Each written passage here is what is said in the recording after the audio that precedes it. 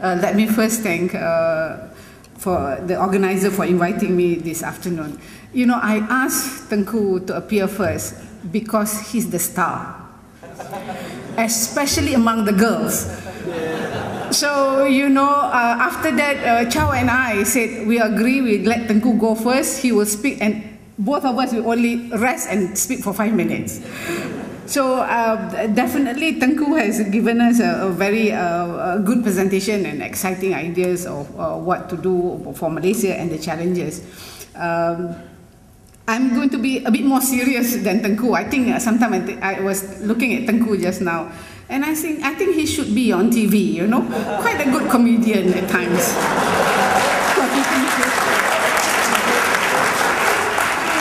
So, you know, not only he is very successful in the corporate world, but I think he will make, you know, he'll be a success on TV. Let me talk about ASEAN first. In a way, Malaysia is wedded to ASEAN. We have no choice but to integrate further with ASEAN. And although I'm an economist, I'm also looking at some other aspect of the ASEAN integration. ASEAN also offers an important political security support for Malaysia. So we should not just look at ASEAN from an economic perspective, but it has other usefulness for Malaysia. Now, if you first look at ASEAN is actually, ASEAN countries are Malaysian competitors as well as a source of our market and our growth. So you have to bear these two things in mind. I know, Tengku, I sound like a lecturer. So if you look at from the competitive side, where is Malaysia?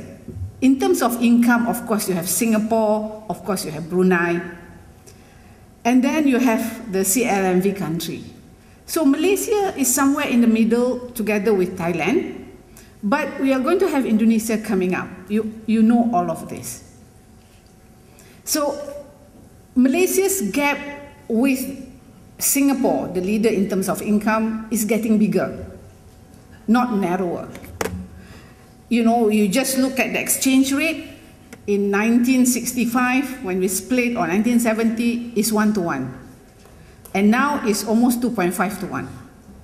So, and of course the statistic that Tengku gave. So the gap with Singapore is getting bigger. But you know, some Indonesians said, don't worry, because Singapore is just a little red dot. A pimple, you know. But we do need to worry because Singapore is not only attracting investment, attracting our people. But I think the bigger worry for me, about ASEAN in terms of competition is actually Indonesia and even Thailand.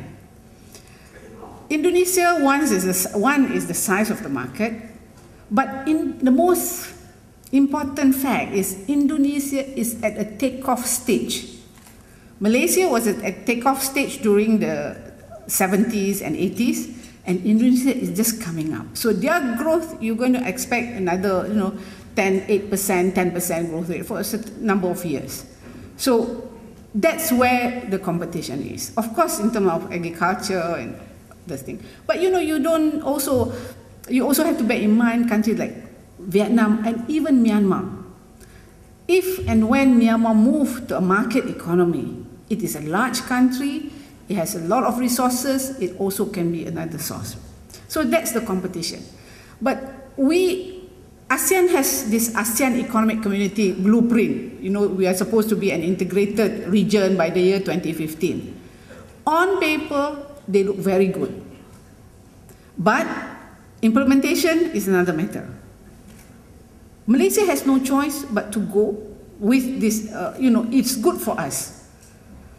But when we integrate, of course, we have to do something and to be prepared for some changes.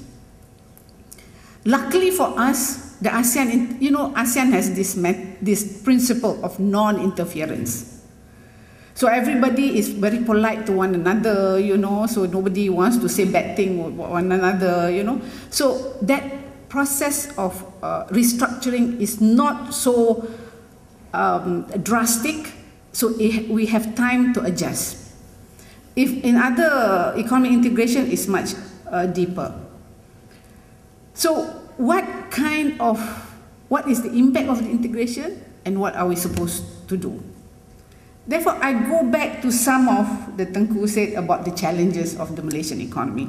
You know, Tengku has again listed, and I don't want to repeat, you know it.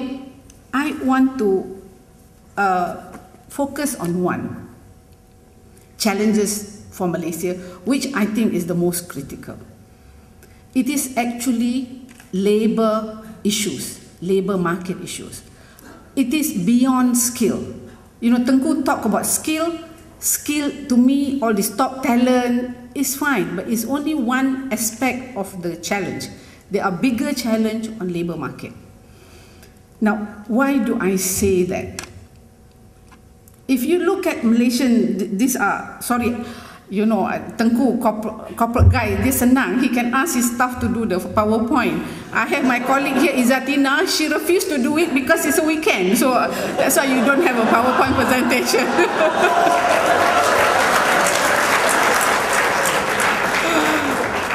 No, this is comparative study that has been done in terms of percentage of skilled workers in an economy. It compares Malaysia with Singapore, with Korea and Taiwan and so forth. In Malaysia, the percentage of skilled workers is 23% of the workforce. In Singapore, it's 35%. In Korea, about 33%, I mean 30% above. That means, as compared to other countries, Malaysia labour force is relatively unskilled in terms of structure. And among these four countries, the tiger economy, we are the only country that has still have the category of unskilled workers. Singapore does not have category of unskilled workers. So the main challenge for me, for Malaysia, is not only to attract talent, that's fine, but you need to lift the bottom 60% of the workforce. If you don't do that, no talent that comes from, you know, people like, you know, that earns 40,000 can work without the support staff. You have to bear that in mind. You know, I hope Talent Corporation has bigger picture than this, because you can't have this superstar to come in who he's going to work with. If the telephonist cannot answer properly, you know, so these are the issue for Malaysia. It's not just the talent, it's all the way down. Now, how are we going to do this? The talent. It's not just talent, it's how to live. First, of course, education. But I find quite, in a way, sad and worried. You know, if you look at this statistic that says 80% of the Malaysian workforce has up to SPM sahaja. At first, I couldn't believe it. Maybe it doesn't capture properly, but later they said, yes, you have this the diploma, but if you look at the total stock, that's probably true. Let me give you an example.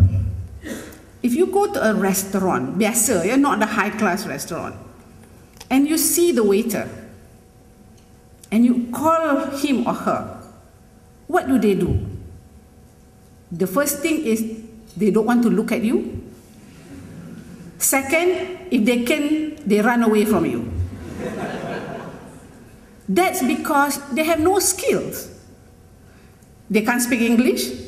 They don't understand what you want. If you ask a vegetarian food, they don't know what it is.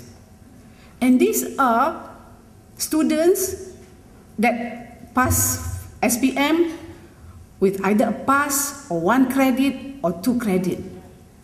They have nowhere to go.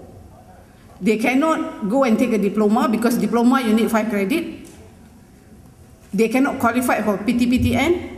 They usually come from a poor family. So this is the issue of Malaysia. And to compound matter, now, so one afternoon to one weekend, I went around and I told my colleague this story. It upsets me. Because I went to Mid Valley, I wanted to buy walking shoes. Okay, I know you think I should not walk, but anyway, I was trying to be healthy and walk. And the salesperson is a foreigner. And he can't even speak English properly. Okay, fine.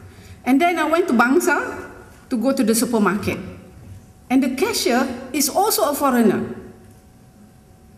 And then, that night, I went to eat at a restaurant, mid-level Italian restaurant. The waitress also is a Filipino. So, you know, the foreigners are taking the jobs of low-level Malaysians. Now, what are we doing about these people? Now, this thing, I don't want to sound too gloomy, but has a lot of deep implication to Malaysia, Malaysian competitiveness, and how we're going to compete with ASEAN. And like Tengku said, soon we are going to work as mate in Indonesia, you know. This, what happened, relates to level of wages. Somebody just now, saudara di situ, asked me, why is the wage level in Malaysia so low? I give you an example. You look at Korea, you look at Malaysia, you look at Singapore. All these countries, for the easily 15 years, were growing at about 6 to 7%. Okay, in the 80s, in the 90s. But you look at the wage level of these three countries now. Wages have increased in Singapore, wages have increased in Korea, but in Malaysia, it has not increased. There was a World Bank study. I didn't have the data. If I know, I should have it. Since the crisis, 1998 crisis, wages in Malaysia, real wages is actually negative. Because the rate is only 2% increase, inflation has increased about 4-5%. So that's why now, naik roti canai 10 sen pun orang menjerit. So that's where we are. So now, the issue in Malaysia is that our wages has not increased, has not provided the quality or standard of living that what people want. At the same time, if we want to increase wages without productivity, we cannot compete. So this is where Malaysia is. So when you have an ASEAN integration, Singapore has taken this approach.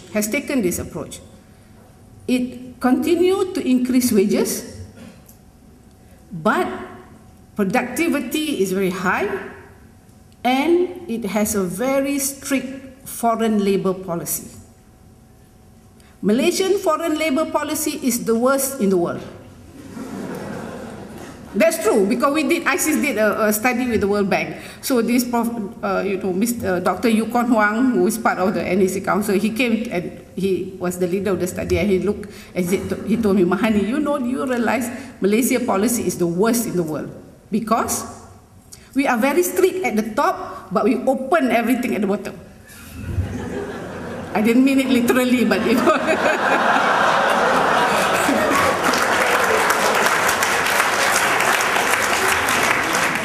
But this is it.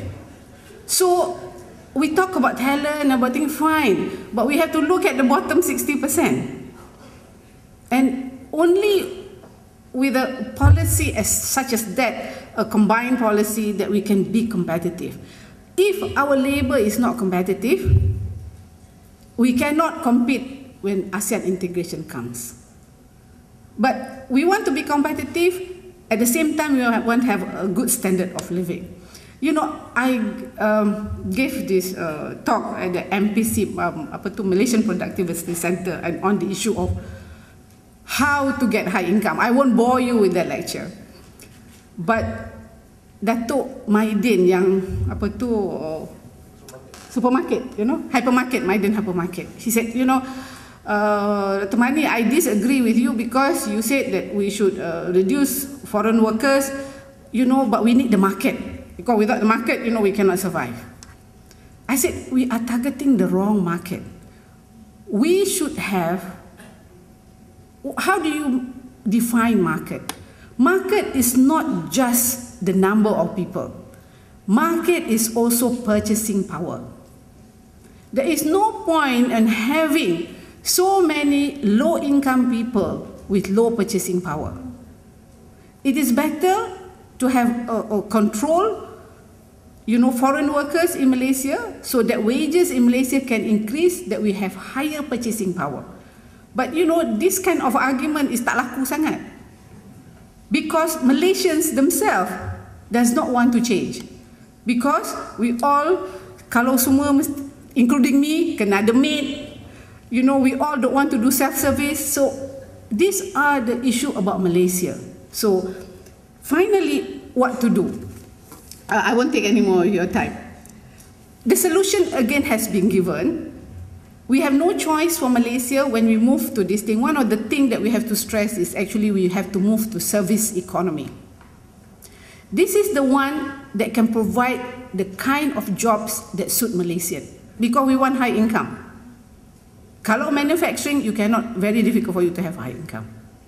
We also have to be in the production network, the regional production network, because we can't produce everything. If you look at automotive, we have lost it. Now, Thailand produces every year 1.6 million cars. I don't know, Malaysia is about 200,000 cars. No way we can compete. But we have to be in the production chain. But I will let Charles speak all these things. But for me, there are a lot of challenges for Malaysia, but I think that we should focus on the issue of not just human capital, it's actually the issue of labor market, including wages. So it must be a comprehensive policy. Foreign workers policy, expected policy, whatever. At the moment, we are just looking at pockets only. Thank you very much, but definitely I cannot compete with Tengku by the measure of love that you give. Thank you.